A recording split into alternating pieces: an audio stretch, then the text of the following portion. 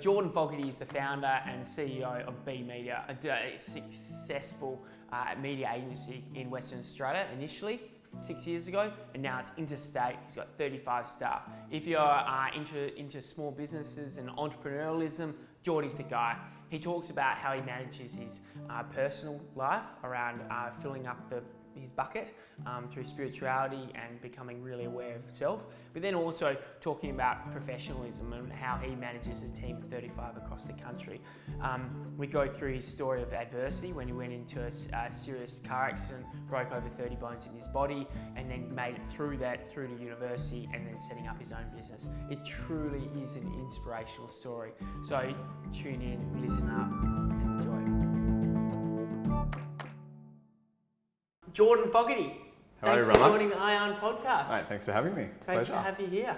Pleasure. It's I think it's been you're the bloke I've had the most iyarns with my entire life. We've been doing this for how many years? 5, yeah. 6. Well, I think 7. When were we living together?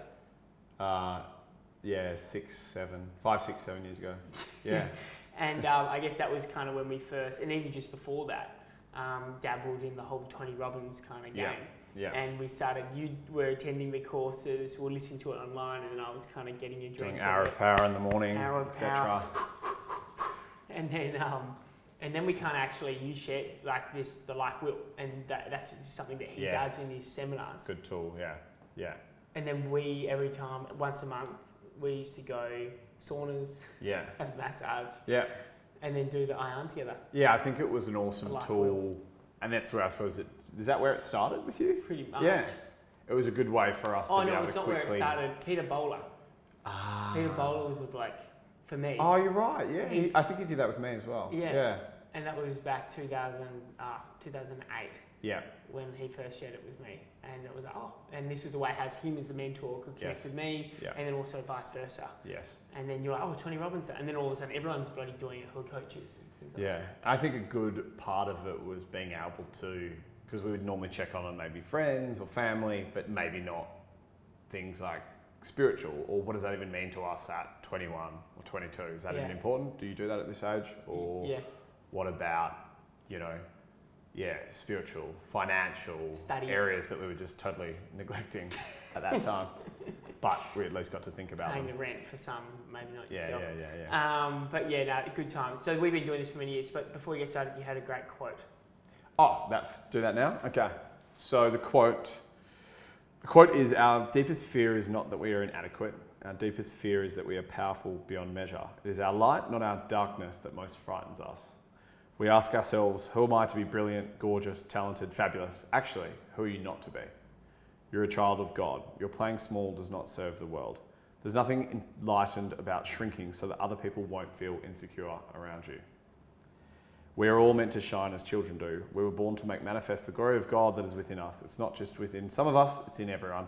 And as we let our own light shine, we unconsciously give other people permission to do the same. As we are liberated from our own fear, our presence automatically liberates others. Sorry, long quote, but... That is fitting for you. That is a fitting quote for you. Do you reckon? Yeah. Why? Totally. Where have you read that at your wedding or something? Mum used to... Mum would always read that to us when we were younger. Really? She'd have it on the fridge. We moved house, she'd have it on the fridge again. Right. She would read it to us a lot. So I actually hadn't seen that quote for about 6 or 7 years. And then I read it about 6 months ago and got all teary. I don't really get teary. And I was like, whoa. Yeah, about 7 months ago. How did it come back up for you? I'm not sure. Yeah. Maybe on Facebook or something. Yeah, right. Epic. So then you've been doing this stuff, and I guess we'll jump into you. You're a successful business owner. Oh, not really, but try. No. Well, you've been running a business. Most businesses fail in the first, 1 to 2 years. You've been running for over 5 years now, almost. 6 years, over 6 years. Yeah. 6 years. Yes, feels like forever, but. Far out. Yes.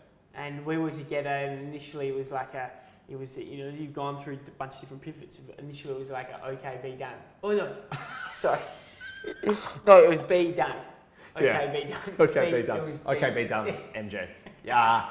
Yes, be done. So it was another business doing the sort of virtual assistant, online virtual assistant service. Anyway, that was evolved into a more effective kind of, a more valuable offering in marketing, advertising online. And now you've been running interstate business in, in Melbourne and Sydney and Perth. Yes. And you've got a team of how Lots many of people? frequent flyer miles.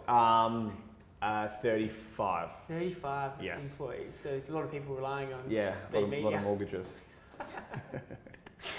So, but then this journey is like, it's quite crazy looking back and knowing you. It's, your journey through being an ambitious, person. You got a really good TE score when you finished school. Right. And that got you into law. Yes. You were initially, I wanted business law, doing that because, hey, that's what you do if you're an intelligent bloke. Yeah, exactly. High 90s for your TE. Yeah. And it was sort of medicine or law at the time. I was like, well, we'd obviously do one of those two. Yeah. And then all of a sudden you're like, get in the car late at night. And when you're staying at my house. Yes. And all of a sudden you thought you'd stay out later and I'd go home and I'll pick you up in a couple of hours. Yeah. You got into the wrong car. And what happened? Yes, dumb decision. Don't remember why I got into that car with that gentleman. But yeah, it went into a tree at about 140 to 160 kilometres an hour. I was crushed between the back of the car and took about an hour to get me out. And yeah, not sure what level of detail you want me to go into, but that's the exact summary. But it's like huge. So really what happened then, it really shifted the trajectory of your life. It was really a bit of a crossing road. Yeah. I think the biggest thing from that, on top of was the 26 broken bones and being told I wouldn't walk again and wouldn't go back to university, would never do anything like they said to me, my life that you thought you were going to have isn't going to be what, you're not going to have that anymore. Which I was like, screw you. No. It was a bit like, there's a lot of psychology. Luckily I'd spent some time working on myself and sort of being interested in about philosophy and law of attraction and all those type of different aspects prior to having the accident. Otherwise I might have gone, oh really? Okay. So yeah, that was a very interesting journey. The 2 to 3 years after that. Still even now, but definitely the 2 years after that was quite an insane journey. We had these like big bits of metal in your legs. Yep, multiple operations here. I don't beep when I go through. It's all done now. Detectors at the airport. Now. But you they're titanium. They're titanium in your legs. So it doesn't set off the... All right. So like the thing now for you moving forward is like, it's been over 10 years. And 10 years in 2 weeks. Yeah, I just realised that. Yeah. That's a big party. Big party. Car accident party. Well, it's quite amazing. It was quite interesting how, you went from, we were in hospital and we drove up that day when we found out a few hours later, and then we're like, Jordan's we're gonna have to amputate his legs to keep him alive. Yes.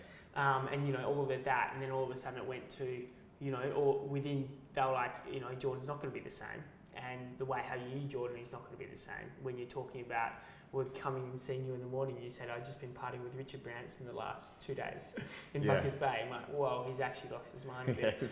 And then all of a sudden, within 6 months, you've actually gone from being, you're never going to be able to walk again, to actually re-enrolling back into university. Yeah, well, 8 weeks. Was that 8 weeks? Back at uni. Yeah, 8 weeks. 6 weeks. Yeah. Because this happened January the 8th and uni started end of Feb. Oh, right. Or mid-Feb. And then you did a couple... So I think I missed a week or two, and then I was in a wheelchair at uni and still doing that. Yeah. But that was crucial for your mental capacity to get back. Well, I just wanted to get back to my life. I didn't want to be stuck in a hospital bed or a rehabilitation And there was centre. a lot of factors pulling you back to, on a potential compensation thing and all these. Actually, no, slow down. You need to be a bit slower with this because we don't know the impacts. If you stress yourself too quickly, it could have adverse impact for the rest of your life. Yeah, I mean, there's certain things, like I wasn't told that within the 30 days after the accident at any point I could have had a heart attack because there's still so much bone marrow crushed in my bloodstream that they couldn't get rid of. So I didn't know these things. So literally I was a ticking time bomb for 30 days or so. Ignorance is bliss. And I didn't know. Yeah, well, it was probably better than worrying about having a heart attack the whole time. So... And then I think hearing that story, it just goes like, I think it was just amazing. You had some people, friends of ours like Dan Fraser, who I remember he came into the hospital, myself and a bunch of other people came in. Come on, mate, let's get back into the market. Yeah. I'll never forget you telling me how Dan was that guy, and he kind of said, trying to get me re-engaged and thinking and back into the normal swing of things. Yeah. Hugely valuable. And then and then you stopped law, and then you did business. So I did one more year of law commerce, and then I was like, no, I definitely don't want to do this. It doesn't align with where I want to be, what I want, and obviously that experience gave me lots of opportunities to dig a lot deeper, to go, oh, hold on, it's a good opportunity to take a step back. What do I actually want? And deeply think about it, and deeply kind of go through that decision-making process. So and that was the outcome of that, to stop and complete the commerce degree. And I remember a few years into the journey, we kind of went transitioned from, how bad this experience was, to not years, but actually it was quite quickly, what a blessing it was. To actually go through and actually become more open to the spirituality, to healing alternatively, and the power of the mind to heal. Yeah. And really that's kind of manifests into so many other things you do for the rest of your life. I think it's funny now when I reflect back, and that probably became the case maybe 3 to 4 years after I started going, if I had a choice to have this happen or not, I would have chosen to have it. Even with all the terrible, awful stuff that was, gut-wrenching and terrifying and all those aspects, and heartbreaking, and then all the benefits and good it brought to my life. So I think I've been quite lucky to get smashed up against a tree, which sounds so weird, and it's a bit of a... I'm grateful for it now, for sure. It's like such a growth mentality that you live by. Well, you sort of choose one of two mentalities, I believe, right? You sort of choose that mentality, or you choose the poor me, look at me, look what happened, that's why I'm not this, this and this. And I might have got more attention from that mentality initially, but probably wouldn't have enjoyed living with myself. Yeah. Oh man, and now you're a happily married man? Happily married, yes. Yeah. I've been married for a year now, year and a half. Yeah, well done. So thank you. Kids on the way soon, maybe it's a bit early. A little bit longer. But I guess with that, you've grown this business, you've got 35 people working for you, which you've been doing for a number of years now.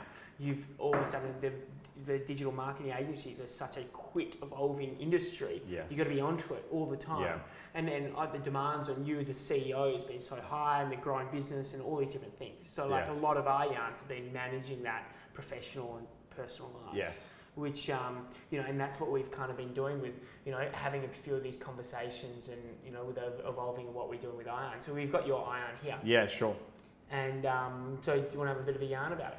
Yeah, it's funny each time I do this, sometimes even doing it just a week later, doing an Iyarn, you realise there's been changes or shifts even in your focus. So here, sleep's very low. I haven't actually done one that's included sleep. I probably don't value sleep very highly. I mean, I get as much sleep as I possibly can, which often isn't very much. But what's interesting there is growth for something. And this actually, through an Iyarn wheel I did when you first launched the beta version, growth was really low. And actually, as I think about this right now, it's driven a lot of different actions and activities the last 2 to 3 months of me making growth like the number one focus, because I was finding myself quite stuck in the same stuff, different day mentality. So now growth 8.7 for me, it's the highest out of all of them, just below work. And I think work's so high because I'm getting so much growth from it now because I made that important. And the book that you've launched. Yes. That's been a huge part of that, hey? You're just like, it's amazing. People take years to write a book. You're like, hey, I'm going to go out bush, I'm going to write a book, and then get it done. There was no piss farting around. You just made it happen. Typically my approach is absolutely hardcore, focus, smash it out. So that was exciting. That was fun doing that. And that's very generated different. some business and things. Yeah, and I think it's been a good opportunity to our existing client base and potential client base and past leads, people in our sort of our stakeholders in our community, having it available. Yeah. So no, that was extremely fun, but pretty wild deciding to do that in such a short period of time. Yeah. Yeah, and well, I guess it's manifesting some good outcomes. Well, do the work at 8.8 and growth at 8.7? Yeah. You see that they're good things, or do you think it's sustainable? I think what would be lower on here would be a contribution at 6, health at 5.3. It is December, however, so maybe that's the one. But that always the one happens month in of the December year. for you. It does have a bit of a track December to record of Jan. that. Yeah. So I'm about to go on holiday for a month, Yeah. 3 weeks, Yeah. in 2 days. Great. So will work and growth be my major focus the next 3 weeks? No. But am I getting energy, and is that feeding other areas of my life? And is that where I want my energy at the moment? Yeah. So, but definitely balance. I'm again an extremist with this, so I will be totally offline the next 3 weeks, 100%. I might check in occasionally, but often when I'm on holiday, I go extremely offline.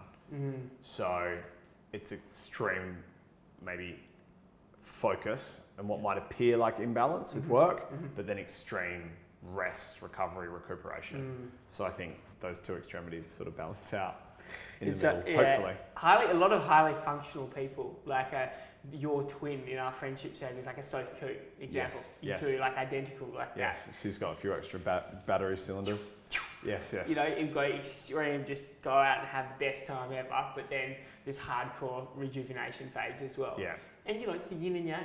Yeah. As long as you are replenishing that ever, and you're not, because you can't give from an empty bucket. No, you can't. So what do you like? You know, what's that tipping point when you have like a Memphis meltdown, and like after a couple of weeks going hard? How do you know that self-regulation that actually I need to recharge batteries? I need to do this. I think luckily now, maybe the last year, I've become a lot better at not driving myself to, like, you know, to use your word, a Memphis meltdown period. I know when I'm about like 90, 95%. Yeah. So one thing I've realised, and thinking as this coming here, is for me it's about scheduling the breaks in. Yeah. So already for February, March, April, right up until July, I've got breaks in. Yeah. Literally in my calendar, like break, relax, you know, go away and disconnect, because otherwise I think you can get trapped in the not realizing that you're potentially, you know, overdoing it. Yeah, and I guess with those, it's like, it's funny, one of our other mates, Jamie, who was in here earlier, said the exact same thing. It's having planned. Another great extremist. Correct. Another planned thing for us to do that's not in the next 2 days. Yes. It's actually at least 2 weeks planning. So then you've got all your subconscious actually knowing that you can go harder now because you're going to be rejuvenating. Totally. And creating that as a consistent thing, it's going to increase your level. Yeah. When you know, I know that I'm going to switch off completely. And this is something I've always admired about you, is that you do that. And I always kind of, I'm so important, like, I'm so, you know, this is a story. You know, like, I'm important. I've got people who need access to me all the time. And we've had this chat over the years. I remember, and you've had that huge growth. You know, you can't do that when you've got 35 staff. You can't be there all the time. No. And the best for you to be the best CEO, the best leader, the business owner of the company is for you to step out of that and be able to looking at the business rather than in the business. Yeah. Working on the business rather than in the business. I think a business or an organisation becomes more effective and valuable when there's no key reliant people bottlenecking. And I think it was my ego maybe before creating bottlenecks, which subconsciously starts to occur with a lot of businesses. Things have to go through a certain person for almost, you know, to feed their ego. Yeah. So. And one of the real interesting things as well, we both know this guy, Bill Withers, who's been, you know, a fantastic person for you to connect with as a consultant to kind of help you as a business consultant, really. Yeah, absolutely. Absolutely. Suzanne. Suzanne, who's come in and done, you know, you've introduced me to Bill, and then Bill's aware of this, and it's quite a similar process, but more of a business systems approach, whereas this is more of a high touch, low impact, high touch level around how alignment of the company values and things like that. Yes. So how has that been, creating consistency with your culture? That's really been instrumental for B Media, isn't it?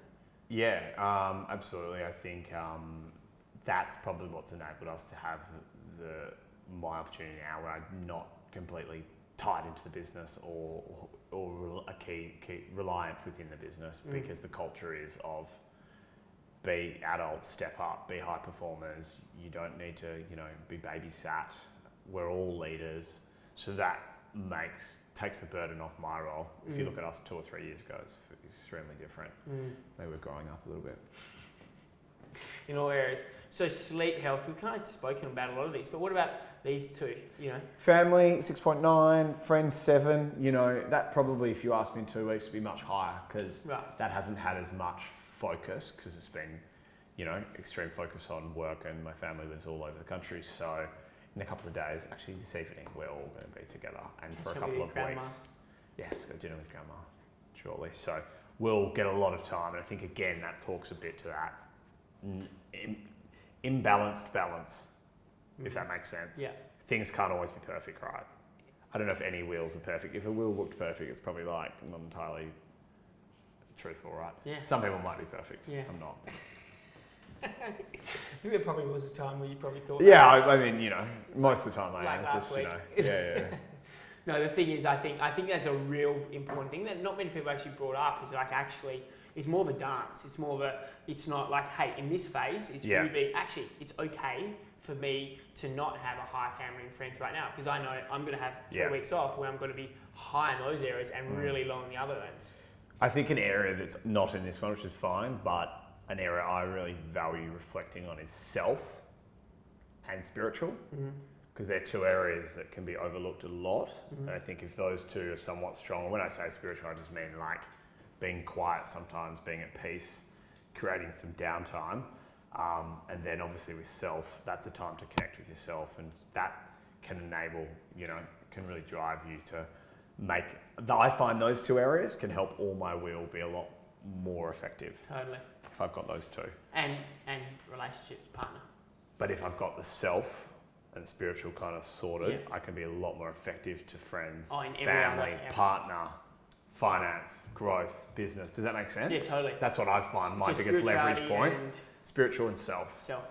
Because like you said before, if the bucket's completely empty or it's leaking or you're being a madman, it can cause some disruption in a lot of other areas. In all these other, so that's like... I think a lot of people don't reflect on themselves and how they're impacting their friendships or their family.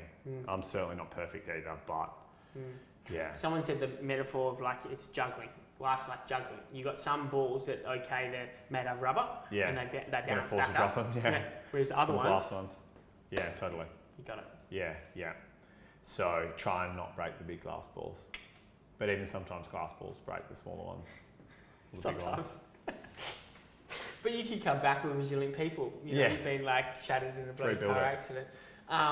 Groovy. So, were there any kind of other areas that you feel, contribution here? Like you give back a fair bit with the company that you're in, or? Yeah. So that's a huge focus for us. Again, it's funny. There's a bit of a pattern here, but the last two months we haven't done as much there because we went seriously hard on it for 6 months to the point where it was maybe a bit imbalanced, a bit too much. So the last 2 months we made a concerted effort to be focused and prepared for January and February with the contribution and what we're doing in impact. But sometimes in businesses, you need to be focused on your core work at certain times. So that's the juggle with that one. Totally. So that's 6.4 right now. But so I look at that as contribution is a really interesting one because it's quite broad. Yeah. It's like, is that donating money to charity or is that investing time or is that helping someone cross the street? It's up to whatever you... Right? Yeah. Yeah. So I guess this is a fitting thing around, the whole intention of this could mean one thing to you, it could be another thing to someone else. It doesn't matter. Yes. It's a conversation. Yes. That, and the issue is the vision is, this is just the podcast one to get the conversation going, but the intention is you're going off, next time we have a yarn, you've actually got customers, you're checking in on yourself. So how do you see this potentially incorporating into your life? Like now, you've been doing it for a number of years, but do you think actually having a platform like this that can help later, how do you think you can actually use this? I think sometimes, I'll use an example here, sometimes these can spark very interesting conversations, which need to happen sometimes. So what I mean by that is, to answer your question, my wife and I decided to sit down and choose what areas would be important for us to reflect and check in on. So I think it's important with the person you're checking in on regularly to sort of maybe together say what are the 7 or 8 areas we think are important to check in on each other with So you've got that common dialogue. Well, if you don't have that buy-in, it's like, these are our values. Yes. You totally need that. Or you've got different wheels. Yeah. Someone's talking about sleep and the other person's talking about something else, and then you're not sort of co-sharing on the same wheel, if that makes sense. Totally. Yeah. So that's on a personal level. Do you feel this like on a workplace as well? Absolutely. I think what this does, what iyarn does, we have a tool that you're aware of that looks at maybe their engagement at B Media at work, but it doesn't take into account the other areas of their life wheel. The holistic side. And if the life wheel's spinning nicely, they're going to be much more incredibly effective at work. So I think this will be just an awesome another layer to show that deeper level of conversation and opportunity to reflect on that with their peers at work. And build that deeper connection. That you're not just a colleague, we're actually, you're a person. Yeah. And I respect you as a human. Yes. And I actually know that. And it's a template to invite that conversation, and let someone open up, particularly introverts. Yeah. And do you think... Extroverts, we love to tell everyone about all our problems and everything on our mind. However, I think this would be particularly useful for even, say, peers at work. One's an introvert, one's an extrovert. For them to actually listen and understand what's going on in the more introverted person's world. And encourage to go deeper. Yeah, absolutely. Ask the second and third question around sleep being a 4. Yes, yeah. And dig deeper on that. Sleep hygiene. Yes. Is that one thing you've always told me about? You have poor sleep hygiene. Who does? Well, I don't know. You've said it a few times to a few people we know. Okay. Don't be on your phone in bed. No. Yes. Absolutely not. 101. Well, mate, I think I think it's a great little yarn we've just had. Yeah. Would you like to share anything else about this, or? No, I think. How many can you have on the wheel? You can add as many as you want. As many as you want. Yeah. You can create as many as you want. So if we go back to here and view reports, this is the average of everyone. So actually across everyone. Oh, so everyone was doing that wheel. Everyone did this wheel. So who did this? So I was 6.8. So I beat the average. Always so competitive. But just looking, because we've done 11 interviews now, and so sleep 5.4. So it's the lowest for everyone. Isn't that interesting? And funnily enough, just waiting before this, I just watched a video from Bill Gates talking about sleep and how much it can impact learning, your diet, your weight loss, everything. So maybe we need to put a little bit more importance on that. But it's holidays now. It's a positioning thing for B Media. You can do, I don't know, something around sleep, get more leads in the funnel. Whoa, it's been a big day. I'm actually pretty surprised. Yeah, we'll have to workshop that one. No, I'm joking. Well, I'm calling her up. All right, thanks, mate. Cheers, mate. Yeah, good connect.